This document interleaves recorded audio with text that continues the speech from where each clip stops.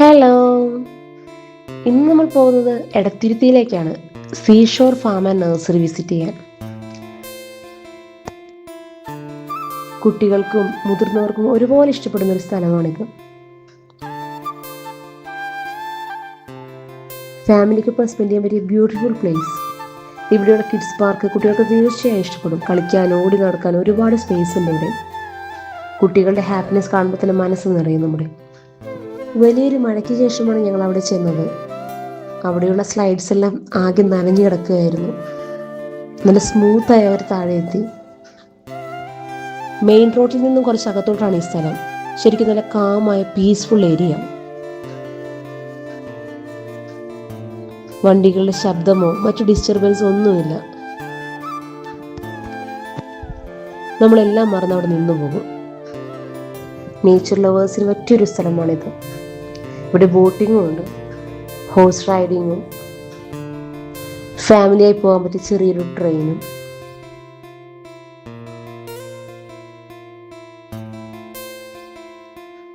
ഈ കാണുന്ന തോടെല്ലാം മാൻമെയ്ഡാണ്. നിറയെ മീനുകളെ ഇതിൽ വളർത്തുന്നുണ്ട്.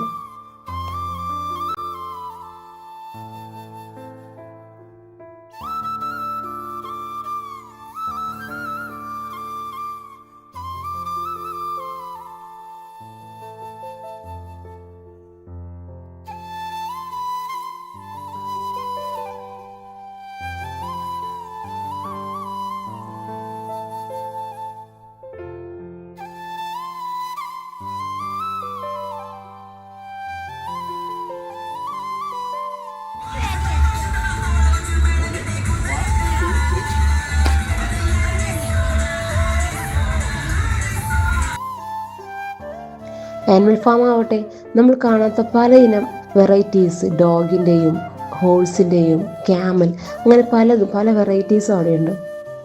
ബേർഡ്സിനെ ലവ് ചെയ്യുന്നവരാണെങ്കിൽ മസ്റ്റായി ഇവിടെ വിസിറ്റ് ചെയ്യണം. ഡിഫറെൻറ്റ് വെറൈറ്റീസ് ഓഫ് ബേർഡ്സും ഇവിടെയുണ്ട്. ആകെ നോക്കുമ്പോൾ peaceful atmosphere, nature, fun activities. DJ enjoy ചെയ്യാൻ ആഗ്രഹിക്കുന്നവർക്ക് അതിനുള്ള അവസരവുമുണ്ട്. കൺസ്ട്രക്ഷൻ നടന്നുകൊണ്ടിരിക്കുകയാണ്.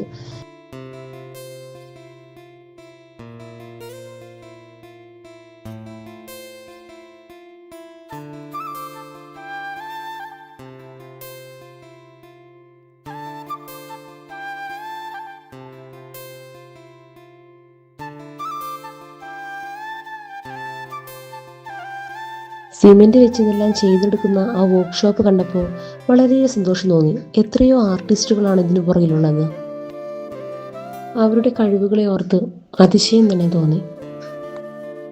പെയിന്റിങ്സും ഹാൻഡ് മെയ്ഡ് പ്രൊഡക്ട്സും കാണുമ്പോൾ ഒരു പ്രത്യേക ആകർഷണമാണ്.